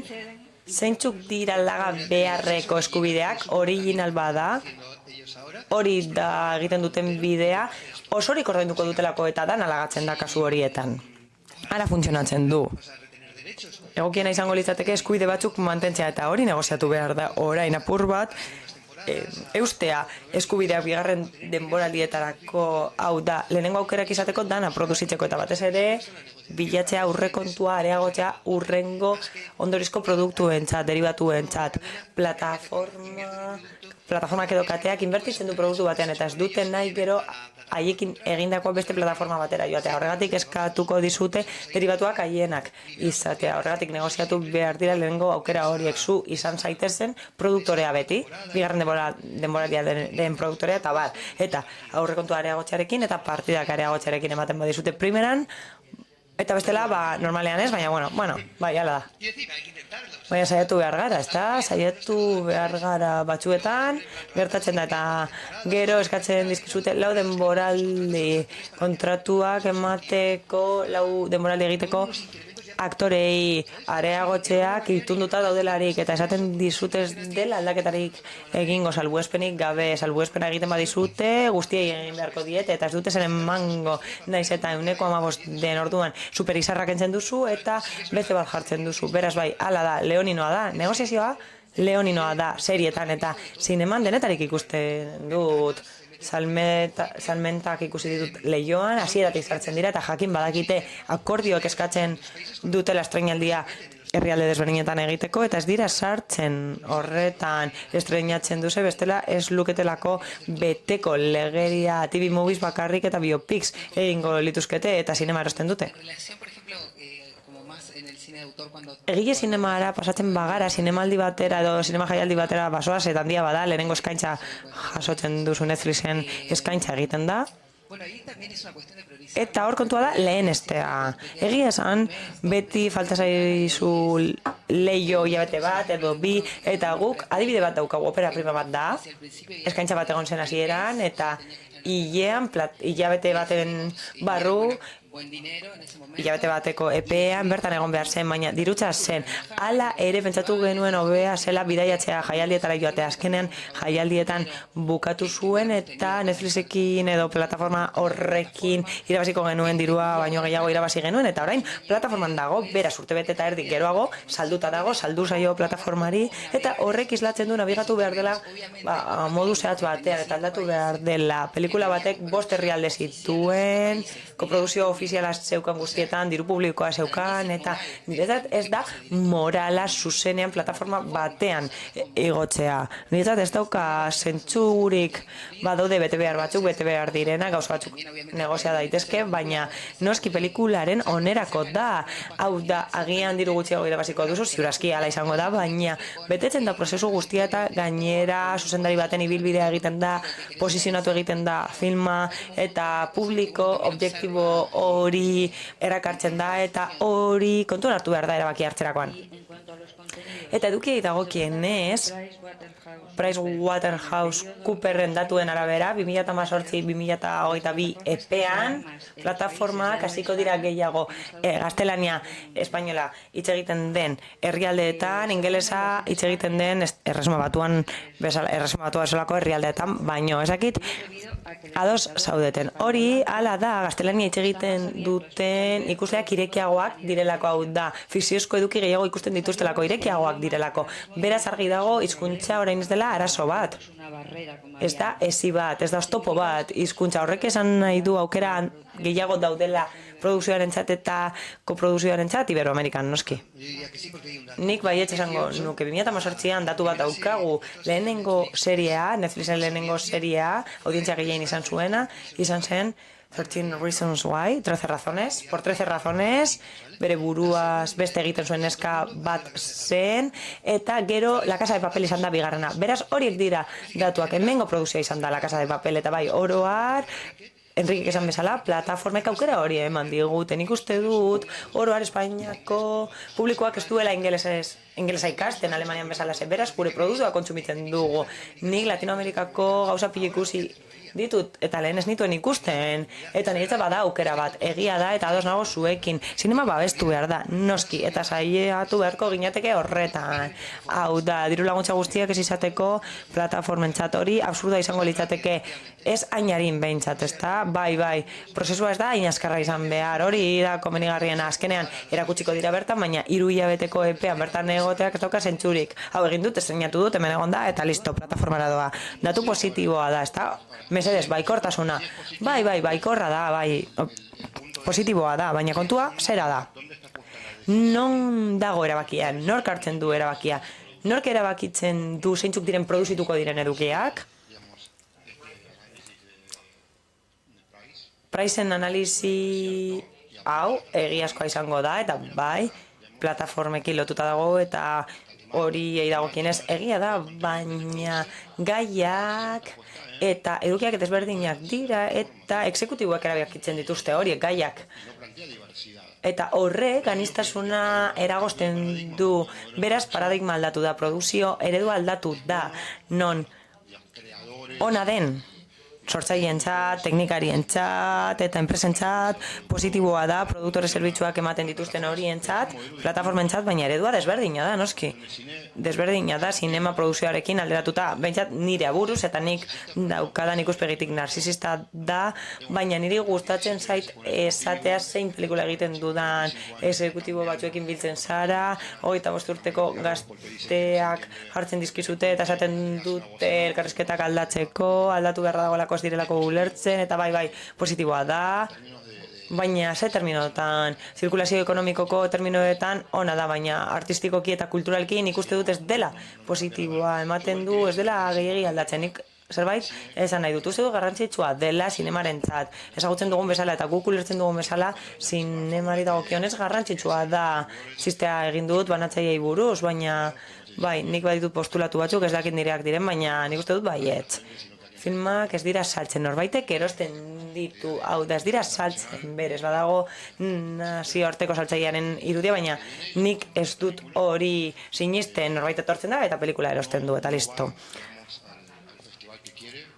Norbera ez doa nahi duen sinema jaialdira joaten, ez daukagu aukera hori, azkenean gonbidatzen bazaituzte joaten zara besterik gabe eta plataformei dagokienez, nik esango nuke ez ditugula baldintzak guk ezartzen. Bezero indartsuak baditu, baldintzak esarri halko ditu, baina nik eskaintzen dudana, onartzen dut belurra ematen didalako damutzea. Eta karrera horrela egin dut, ez dut ezer negoziatzen. Bihar emango didazue, bale, pelikula emango dizut, eta eskubideak nahi dituzten eskubideak lagatzen dizkiet. Borroka hau dago plataformen artean eta pinkirentzat da galdera hau. Badago borroka bat hor, eta borroka horrek eragiten du loraldi hori. Milioika euroko aurrekontuen loraldia eragiten du horrek. Momentu hona da gidoiarientzat eta sortzaileentzat. Ez bakarrik pelikulak sortzen dituztenentzat, dokumentales, series ari naiz. Oroar sortzaileentzat une hona da, bai, noski, bai. Hori gertatzen ari da, behintzat orain gertatzen ari dena, eta nire esperientziak esaten didana da, hasi garela gidoiariak bilatzen herrialde guztietan, eta bat-batean gidoiari gutxi daude. Bat-batean desagertu dira, oso gutxi dira. Eta nik nire bizitzan pentsatzen nuen gidoiariak bilatuko nituela, Kolonbiakoak, Mexikokoak, behitu hauek dira, nortzuk dira, zer egin dute, eta showrunners deritzonak, ezta? Bat-batean, kargu hori existitzen da, eta lehen ezin existitzen, gaur egun existitzen da, naiz eta lehen ezen existitzen, eta kalifikazio handia behar duzu, eta trebakuntza handia behar duzu, eta momentuz oso gutxi izan daitezke, baina nik uste dut erronka dela showrunner bat izatea, azkenean hori lortzea, produktorea, zuzendaria eta gidoilaria izan behar zarelako, beraz, sortzailea oroar izan behar zara, ezta? Hitz guztiekin, beraz, ireki da, zabaldu da espektro hori, eta badago aukera bat gaur egun, eta horrek behartzen du espezializatzera. Hau da, gero eta jende gehiago dago honetan espezializatuta. Lehen serie bat egitea oso gauza eskasa zen. Hau da, gutxik zekiten, baina orain pelikula egileek ez dituzte seriak egiten espezializatzen ari da. Beraz hori bai, bada ona, eta horrez gain bada aukera lana denontzat egon dadin, lana guztiontzat egon dadin, baina badago desabantaila bat. Eta hori da Diego aipatutakoa. Gidoiari horiek ez dira guztiz askeak. Egin alizateko iragazki batzuk pasa behar dira. Eta adibidez, gerta daiteke iragazki hori pertsona batzuetan egotea, ez da, enkarguko zerbait da, eta hori onartzea garrantzitsua da. Beraz, horrek esan nahi du, kontziente izan behar garela, hau da, enkargu bidez egindako zerbait dela, eta horrek baldintzak esartzen ditu, baina bai, uste dut eskarmentu du jende izango dugula, eta oberena izango litzateke, gidolari hauek, edo zuzendari hauek, gero animatzea egile zinema egiteko. Horrela, aukera hori izango dute eta aldeak ikusi ahalko dituzte. Eta plataformak hel daitezke beste publiko batzuetara. Eta horiek, plataformek eragin ahalko dute dokumentalen produkzioa areagotzea. Agustina, barkatu? Gauzatxo bat, beti egon da norbait erabakiak hartzen, beti hartu dituzte erabakiak besteek, une batean batzuek hartzen dituzte erabakiak eta bestean beste, baina hala da, erabakiak beti hartu behar dira, nik uste dut hori dela munduaren funtzionamendua. Nahiago dut gidoilariek seriak idaztea eta zerbitzariak izatea. Hori leku ona bada entrenatzeko eta gero beste gauza batzuk egiteko, ondo iruditzen zait ez dago haingaski, ezta? Dokumentalei erreparatuz, nire esperientzia dokumentalekin oso txikia da, oso eskasa da. Nire bigarren dokumentala egingo dut, fikzioan lan egiten dut gehiago, baina beno. Eta zaila da, konplexua da, eta aretoen kasuan askoz konplexuagoa da. Begibistakoa da hori, ez da, publiko zehatza dauka eta etekin asko ditu, merkeagoa delako eta horrek eragina dauka, ez? Baina nik uste dut, institutuen arauketek badutela zer esanik horretan, eta eredua are malgoa izan beharko litzateke dokumentalen kasuan. Tokiko dokumentalak izaten dira, eta gaia kontuan hartuz oso zaila izaten da txerriko artistak, aktoreak sartzea, oso arraroa izango litzatekelako. Eta oso irudi gutxi egoten dira, oso pertsona gutxi egoten da lanean, oso talde txikiak izaten dira, beraz, hori gertatzen da dokumental independenteen kasuan. Koprodukzioa zailagoa da, kasu horietan ere bai, lortzea, kuota betetzea gauza guztiekin dokumental batekin, zaila da bai, zailagoa, eta animazio zinemaren esparruan, norbaitek erantzun dezake, ez dakit ezer horri buruz. Horrekin lotuta ez dut dokumentalik produzitu, ez da animaziorik ere, eta batzuetan pentsatzen da sinema egiteagatik edozein gauza egin dezakedala, eta ez da, hala, oso mundu desberdinak dira. Beraz, ez dakit. Santiago, joan den egunean esan zenuen plataformeek hori azpimarratzen zutela, hau da, aberastu nahi dutela animazioaren sorkuntza, ezta? Bai, uste dut baietz. Funtsean gertatzen dena da, aurren publikoa oso garrantzitsua dela plataformentzat, eta aurrekontuak ordaintzen dituzte plataformek animazioa erosteko, eta garestia da animazioa sortzea oso garestia delako, berez. 2 pelikula izan ditut, animazioko 2 pelikula, eta koprodukzioaren kasuan zaila da, sentsazio hori daukat behintzat. Funtsean, ikusi dudalako animazioa oso ondo egiten duten enpresak, hau da, Indiatik egiten da, animazioaren parte garestia Txinatik, Hongkonetik eta horrelako lekuetatik, ez da?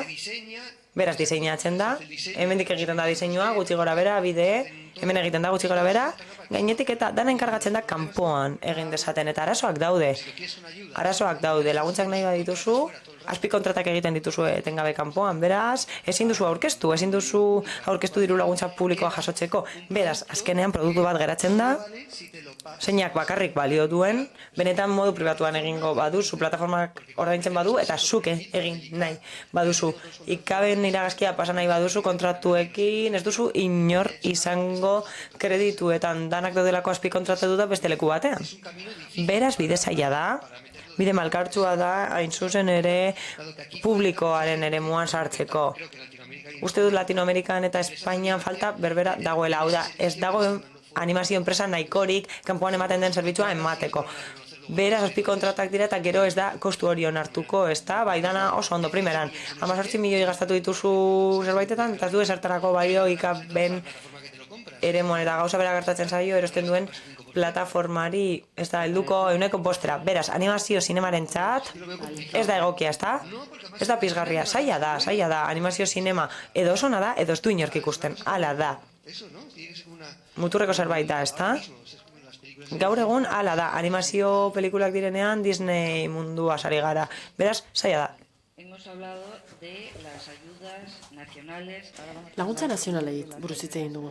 Laguntza transnazionalei buruz hitz egingo dugu orain, batez ere, Ibermediari buruz hitz egingo dugu. Europako produktoretarako eta Iberoamerikako produktoretarako badaude funts transnazionalak. Imasen eta Ibermedia da aldiz film Iberoamerikarrentzat. Eta Ibermediak programari buruz hitz egingo dugu batez ere, Urasek baitu eragin handiena, orain gaur aipagai ditugun filmen nahita ez aretoetan estrenatzea, hau da koprodukzio batean parte hartzen duten herrialde guztiek, hori eragozpena da produktoretarako edo ez. Herrialde guztiak behartuta egotea. Koprodukzio baten parte hartzen duten herrialde guztiak. Denak. Ez luke horrela izan behar. Ibermediaren espiritua horrekin lotuta dago besteak beste, ez da? Hau da, merkatuak handitzea elitzateke izan behar arazo bat. Batzuetan, izan daiteke. Nire iruditzen zait arazoaren fokoa ez dagoela hor, baizik eta proiektuaren genesian. Nola baita esateko. Ez da ongi gelditzen ora esatea, koprodukzio batzuk genuinoak dira, eta koprodukzio batzuk simulatuak dira. Eta horrelakoetan arazoa dituzte estrenatzeko. Beraz, hitzarmena berriz ere aztertu behar hori, aipatzen genuena, koprodukzioko hitzarmen hori berriz nolabait zintzoago, azaldu behar dela, berriz berrikuspen bat eman behar zoiola, esan duguna lehen, eta horrek zerikusia izango du koprodukzioaren garapenean, eta elkar ezagutzea ere garrantzitsua da. Koproduzitzen dugunean, elkar ezagutzen dugu. Eta orain badakigu norekin koproduzitu behar dugun, eta ez, norekin ez. Hitzarmena flexibilizatzen baldin badugu, azken urteotako lanaren, esperientziaren ondoren, orduan egingo duguna da protokolo bat egin, denboretaz hitz egiteko, denborak finkatzeko, koprodukzioaren legeztatzerako eta kronograma bat ezarri beharko dugu. Eta hor ikusi beharko da, herrialde bakoitzeko laguntzak zein diren, nolakoak diren, eta hor aldez aurreko kronograma bat zehaztu beharko da, badakiz zaila da elkartzea, eta bat. Baina hori garrantzitsua da. Askotan, bestela atzetik joaten gara korrika, koprodukzio bat egin nahi dugunean herrialde bat dugu, beste bat interesatzen zaigu, gero deialdi bat pasatzen zaigu, ez gara iristen, eta hormestez hor, ideala izango litzateke arau berberak edukitzea leku guztietan, eta Ibermediarako litzateke arazo bat izan behar badirudi erronka bat dugula horrez aurre dena den, eta Ibermediak aurre egiten dio. Horrekin lotuta dago hain zuzen ere lan baldintzak bizkat zintzotu, malgutu, eta gauzak aleketa dinamikoenak izan daitezela, eta hori egoki izango da estreinaldietarako. Ni ados nago, estreinatzea nahitaezkoa izatearen kontu horrekin. Iruditzen zait guk produzituko dugun filmak, aretotan estreinatu beharko duela, horrekin ados nago. Guretzat, gure irtenbidea da, guk gure filmak distribuitzen ditugu, banatzen ditugu, jende asko egiten du hori. Baina beharrezko iruditzen zait. Beste kontu bat, plataformek ikusi dugu, plataformen lanarekin behar bada ez dela beharrezkoa zinemaretoetara joatea filmat ikusteko.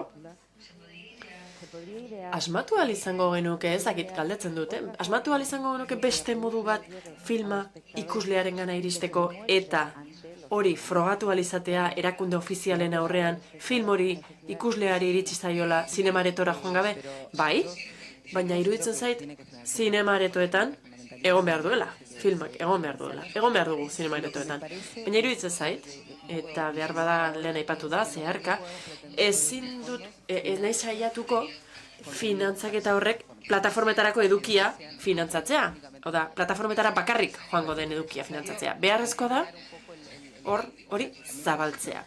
Banatzaileak eta ekoizleak pentsatu behar du nola antolatzen den, nola dinamizatzen den, nola bilatzen den, behar den dena film horretarako. Baina, zuzenean, plataformara igarotzea, nik ez dut uste hori biderik onena denik. Iruditzen zait horrelako filmak, bintzat horrela finantzatu direnak ez direla horrela landu behar. Bai, ni ados nago, baina kezka bat dut, nik orain arte bintzat ez dut euki aukerarik koproduktoren minoritario izateko, baina izan nahiko nuke. Eta beldurra ematen dit, erakusketaren kontu hori, exhibizioaren kontu horrek beldurra ematen dit, zeren eta ez dago nire mende, ez dago nire arabera. Banatzailearen arabera gongo da, niretzat dagoeneko zaila baldin bada, filmak banatzea, Peruko film bat zinemaretotan jartzean, pentsa ezazue, beste herrialde batetik, eramaten badu film bat, behar bada, egile film bat eramaten badut beste herrialde batekin, aktore ezagunik ez duen herrialde batetik, pentsa ezazue, horretarako daude institutuak, exhibizioa besteko daude, ez baldin bada erregulatuta dagoela, baina nola ez, nire herrialdean ez dago, oraindik ere. Baina behar bada, kulturetxe baten egon beharko litzateke, edo horrelako zerbait oso txikia izango litzateke, baina exhibitzaileek gaur egun boterea dute, ez da? Hori da gertatzen den, ez da? Badago esperientzia bat, nik esperientzia bat eduki dut oso interesgarria, eta da, Ibermedia TV-rekin eduki dudana. Hau da, artikulatu dituzte emisora publiko batzuk, Iberoamerikako herrialde ezberdinenak, eta erosketa global bat egiten dute, urtero film batzuk erosten ditugu. Tira, orduan, ikusten dugu badugula plataforma bat, Iberoamerikarra, Ibermedia BOD edo Ibermedia Netflixek bezala, eta funts publikoekin lan egiten du. Zer egiten du? Osagarri gisa funtziona dezake, eta horrek sostengatu dezake koprodukzio eta kooperaziorako eredu bat, nolabait esateko edukiak egongo lirateke horri esker, eta kulturaniztasunezko edukiak, batez ere. Eta horremestez hor exhibitzaileekin kunplituko luke bete beharrekoa, eta plataformarekin ere beteko luke. Transakzionala izango litzateke, eta jendeak ikusial izango luke, edukia, nola esaten zaio, nolabait, arpidetza horren barruan sartzen den eduki guztia. Beraz, kontua ez da plataformaren kontra joatea. Hor, kontua da ikustea plataformak arau humanizatio batzu bete behar dituela. Eta komisariotza arau irekiago batzuk eduki behar dituela. Eta hor, plataformak errespetatu egin behar dute produkzioa, nolabait esateko. Ezin dute, beraiek erabaki zer finantzatzen den. Eta funts publikoekin ezin da plataformentzako edukia finantzatu. Ez zait iruditzen etikoa.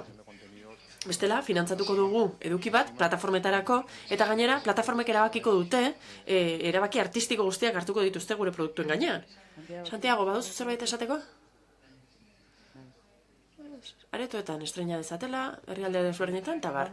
Tira, amaitu egingo dugu, hemen utziko dugu, eta horrela galderei erantzun ahal izango digugu. Nik gainera gero zerbait aipatu nahiko nuke, Ibermediaren inguruan. Asteko dena den, hitza emango diogu ikuslei. Eskerrik asko dena den denoi. Aipatu duzuen guztiagatik, zuen ekarpenagatik. Hola. Espera. ¿Ya? Hola. Kaixo. Una sugerencia para Ibermedia. Ibermediarako iradokizun bat. Gainera, eben mai hauetan ikusi ditugu, entzun ditugu.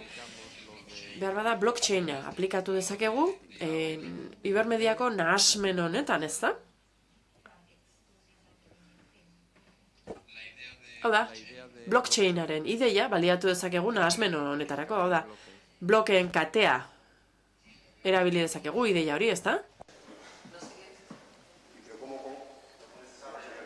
Bueno, es un poco largo de contar. Tira, luzea egia da kontatzeko zer den kateen blokea. Frantziako enpresa bat ari da nahasmen hori guztia aplikatzen, hau da, herrialde guztiak, erakunde guztiak koordinatzea, sistema informatiko baten bitartez ari da garatzen, hau da, adimen artifizial baten bitartez. Blockchain du izena honek, hau da, blockchain katea, ez dakit nola itzuli, esaten du, izlariak honetan. Dena den, ideia da. Dena gardena izan da dila, dena oso argi egon da dila. Eta denak horrela oso ongi funtzionatuko du, haiek esaten digutenez. Horrelako zerbait da. ¿Tenéis algo que decir? ¿Alguno de los No, si no se conoce eso, claro, es complicado, pero lo han explicado muy bien. Beraiek oso ongi azaldu digute, duela egun gutxi. Yo, hasta donde yo sé. Tira, nik dakidanez behintzat, blockchain, hori, zer da, hain zuzen ere, kripto txamponak, sortu dituzten teknika hori, ezta? Tira, sistema bat da, eta hor, kudeak eta guztiak, transakzio guztiak, ongi esatearen, nola jartzen dira, nola egiten dira, tira, modu irekian. Eta, modu horretan, denok dugu konstantzia, denok dakigu zein transakzio egin diren. Hori esan da. Gardentasun eredu gisa, enuke esango bitcoin bat eredu gardena denik. Duela 6 urte, 12.000ko errentagarritasun eskaintzen dute, eta gaur egun errentagarritasun negatiboa eskaintzen dute, beraz. Ez dakit zein puntutaraino esan dezakegun hori gardena dela. Adibidez, Petro txampona blockchainean oinarrituta dago, Venezuelakoa. Hori da teknika bat, edo gauzak egiteko modu bat, disposizio bat, hori da transakzioak egiteko modu bat, horrela publizitatzen dituzte, hau da, denok ikus dezakete zer transakzionatzen den. Ondo egiten denean, behar bada filosofia egokia izan daiteke, baina denok egiten ditugun mugimendu guztiak horrela egitea, adibidez, ibermediaren kasuan, zer zara pentsatzen, esleitzen diren zenbatekoetan aplikatuko zenuke, ibilbideetan, diru laguntzetan, zer egingo zenuke? Tira, nik blockchain hori aipatzen entzun dut, duela 2 urte entzun nuen, baina orain, gizon frantses honek oso ongi azaldu digu. Eta iruditzen zitzaidan, benetan gauza izugarria izango zela, benetan gauza bikaina eta etorkizunean horrela antolatu beharko genituzkela gauzak. Eta erronka horiek aipatu dituzuenez, pentsatu dut behar bada, mekanismo hori aztertu beharko genuke, oraintxe bilatuko dut plataformaren izena dena dene. Aquí. Ustedes hablaban de los festivales y una de las... Yo dirijo... Tira, jaialdiei buruz ari garenez. Medellinen egon nintzen eta oso zaila egin zitzaidan Latinoamerikako edukiak aurkitzea orain, Donostiako zinemaldian nago, eta film batzuk lortu ditut, eta han estreinatu dut bat. Baina, enbaixadak, ustez behintzat, hor aurkitu ditzakezun puntu horietan ez dituzte kontrolatzen herrialde bakoitzaren eduki zinematografikoak, Espainiak berak adibidez. Bogotan badu enbaxada bat Espainiak, baina film bakarra zuten eta duela 5 urtekoa zen. Beraz, Latinoamerikatik filmak ekartzerakoan, Espainiako klasifikazioa daukagu. Eta hor, nolabaiteko zentsura moduko bat da. Film batzuk ez dira pasatzen ona. Behar bada, publiko zabalarentzako izan daitezkeen filmak asko mugatzen dituzte. Hori aipatu nahi nuen. Bestalde, zuri galdetu nahi dizut, produktorei zuen herrialdeetan adibidez, Kolonbian zer egin dugu adibidez? Asko igo da parte hartzea, hau da, negozioen volumena, eta zuek zer egin duzue? Nolabait elkartu egin zarete zuen bazkideekin edo zuen produkzio foroak sortu dituzue adibidez Argentinan, Perun, Uruguain, Espainian ez da horrela. Bera, tira, galdetu egiten dut. Bereziki horixe galdetu nahi nuen. Nik, gauzatxo bat, aipatu nahi dut, zure galderaren lehen parteari erantzun nahi diot. Aipatu behar dut, Espainiako kooperazio agentziak nolabait hornitzen ditu kultur eduki guztiak beren kultur zentroetara, eta izugarrizko bilduma dauka. Eta gainera, kultur zentro guztientzako dago eskuragarri hori, da behar bada, aldaketa honetan gertatu daiteke, funtzionario bat falta izatea, adibidez. Baina, kultur zentro guztiek badituzte eduki horietarako sarbideak. Bestalde, kulturzentro guztiek dituzte dute eskuragarri Ibermedia Digital. Hori da gure plataforma.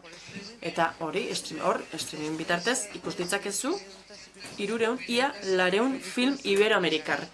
Eta kulturzentro guztietarako dago eskuragarri. Hori argi utzi nahi dut, egia esan, Espainiaren aldetik ezagutzen dut, haiekin lan egin dudalako. Argitu nahi nuen. Barkatu.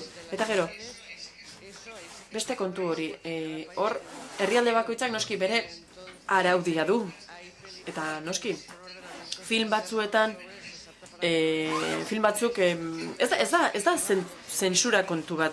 Hor, herrialde bakoitzak bere mugak ditu, Venezuelan adibidez. Badaude eduki batzuk, dagoeneko ezin direnak telebistan eman, adibidez, irainak ezin dira agertu. Eta horren bestez, irain bat edukitzen badu film batek, hor ezingo da telebistaz eman. Tira, ez, gauzatxo bat argitzeko. Kontua da, enbaixadak orientazioa eman beharko lukela, ez da? Espainiako kulturekintzaren deialdian parte hartzeko 50.000 gauza eskatu zizkiguten, eta azkenean, zer ikusi genuen? Dirua azkenean Kartagenako festivalerako dela, Kartagenako festivalak dauka dena, eta kontua ez da hori, kulturerakundeek hain zuzen ere lagundu behar die zinemaldiei, produktorei, kasu honetan, adibidez, nik zuzentzen dudanak publiko zabala du, unibertsitate oso garrantzitsu batekin kolaboratzen dugu, eta aurrera biderako garrantzitsua diren materia ugari lantzen ditugu. Bai, gure herrialdeetako bakoitzean merkatuak dauden edo galdetzen zenuen? Bai, labur, Uruguayen dago dokumento bideo izeneko topaleku moduko bat, koproduziorako balio du, eta filmen exhibizioare lantzen du.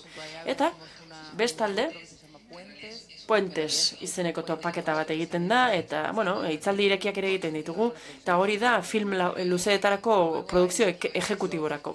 Bestalde zinematek, eta beste jaialdi batzu daude, zinema gintzakoak, eta hor ez dute loturarik industriarekin. Guk denetariko dugu.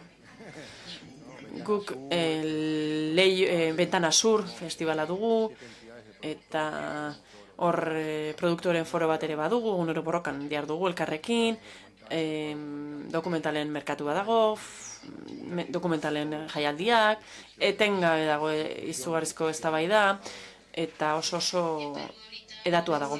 Perun, orain, Limako zinema jaialdia dugu, eta hor bi merkatu garrantzitsu daude.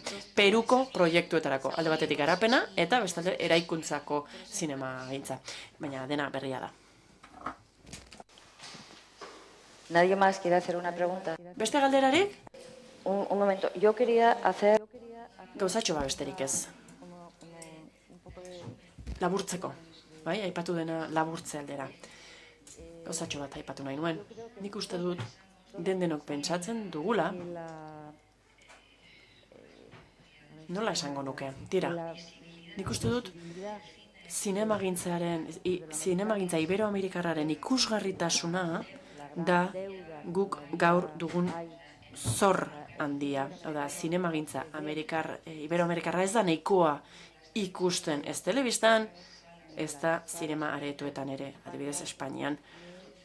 Eta, orduan, hasteko, Ibermediako idazkari exekutiboa gurekin dugunez, nik esan nahiko nuke, hemen akordi batera iritsi izango genukela, adibidez, plataformarekin batekin ere bai, zertarako? Koprodukzio iberoamerikarreko filmek katalogoan sartu alizateko, ez? Plataforma bateko katalogo konbentzionalean, baizik eta egon dadila koprodukzio bat edo beste lehen mailako koprodukzio gisa. Datorren urtean, koprodukzioen foro honetan, idazkari exekutiboak esan dakigula zein kudeaketa lan egin dituen eta zer lortu duen. Bestalde, minutu bat, solaskide bakoitzarentzako, esateko, esaiguzue, nola ikusten duzue, zinemagintza iberoamerikarraren panorama gaur egun. Zer nolako erronkak ikusten dituzue, nola ikusten duzue egoera eta panorama. Minutu bat duzue. Eta zu, baikor izan zaitez, Tira, bai, ni baikor, hause da gure unerik onena. Nik nahiko nuke plataforma hitza gehiago ez entzutea, horixe da nahiko nukena. Ez, iruditzen zait,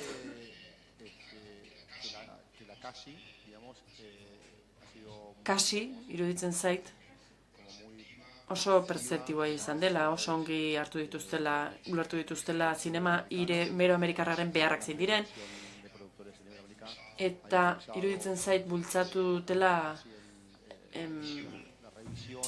ongi bultzatu dutela hitzarmen Iberoamerikarraren berrikuspena. Beraz, iruditzen zait horren arabera ikusiko dugula gure zinemagintzarako garrantzitsua esaten jarraituko dute, Hori gure herrialdetik ikusten dugu, eta Perun ere gertatzen dena ikusi dugu, Kolonbian gertatu dena, batez ere azken 10-15 urteotan, Txilen ikusten dugu, eta zinemagintza Iberoamerikarra asko hasi da herrialde askotan. Ibermedian sartu diren herrialdetan, adibidez Errepublika Dominikarra, herrialde horretan zinemagintzak indarra hartu da azken urte hortan, eta iruditzen zait Iberoamerikako hitzarmenaren berrikuspen hori eta flexibilizazioa eta lan baldintzak nolabait zintzoago bihurtzeak kontuan hartuta aldaketak, gertatu diren aldaketak, gakoa izango direla, funtsezkoak izango dira, azten jarraitu izateko. Hori baino baikorragoa ezin naiz izan. Mikrofonoa itzalita du, ezin dugu itzuli. Mikrofonoa gabe hitz egiten ari da, ezin dugu itzulpenek eman.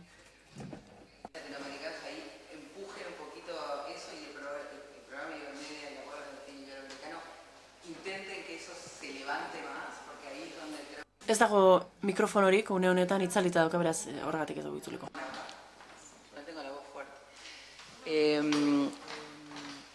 Justamente los países que estaban más establecidos son los que ahora por Oso ongi ezarrita zeuden herrialdeak hain zuzen ere, orain krisialdian daude, arrazoiren bategatik, baina badute industri sendo bat. Habrá que seguir apoyando, pero creo que en estos nuevos países... Baina herrialde berri hauetan, iruditzen zait, oinarritu behar dugula informazioan eta teknikariak trebatu behar ditugula, hori izan dadila gure oinarria. Beraz, oso ongi kontatuta egon litezken historio batzuk edukiko ditugu, eta iruditzen zait batzutan potentziala badagoela historietan, baina ez dira iristen batzuetan, taldeak ez dira iristen film on bat egitera. Baina benetan, aukera badago. Eta iruditzen zait, sostengoa eta lana egoten baldin bada, iruditzen zait film oso onak egon daitezkela. Eta Latinoamerikako filmak bestela bueltak harrituko dira, baina gure zinemagintzak geroz eta indar gutxiago dukiko du. Beraz, iruditzen zait, pixka gehiago zaindu behar ditugula kontu horiek. Eta bai, niri iruditzen zait, gauza bat oso garrantzitsua dela. Hau da, publikoa ezi behar da. Hau da, publiko hori edukitzen jarraitzeko. Eta horrek kezkatzen hau ni. Izan ere, garatu, produzitu, filma amaitu behar dugu, eta izugarrizko lana da, lana titanikoa da, eta batean film bat dugu, eta ez dugu non erakutsi, ez dugu erakusteko lekurik, eta ez dugu konsumitzailerik. Beraz, oso garrantzitsua iruditzen zait, begirada hor jartzea, orain, adibidez. Badugu laguntza produktua garatzeko eta produzitzeko, baina batean, une horretara iristen gara eta esaten dugu oso ongi, eta orain zer? Hori da nik sentitzen dudana. Eta ikuslegoaren heziketa, hain zuzen ere, orain kinkalarrian dago. Labur, ados nago, publikoaren trebakuntzaren kontu horrekin, baina iruditzen zait ez dela nahikoa. Behar dena zer da? Erregulazio gehiago, eta erregulazio gehiago, eta nahita ezkotasun gehiago zinemetarako, eta filmak nahita ez zinemaretoetatik pasatu daitezela. Eta horrekin batera publikoa trebatu behar dugu, baina erregulazio hori gabe, ez goa, senyora, erregulazio gehiago behar dugu. Beste puntu bat, eta konpromisoa, nola ez? Produktoren eta sortzaileen aldetik konpromisoa behar dute. Benetan, publikoarekin ongi engantzatuko duten produktuak egiteko, konpromiso hori. Eskerrik asko, denoi, eskerrik asko denoi parte hartu izanagatik, eta eskerrik asko ikusleei ere bai.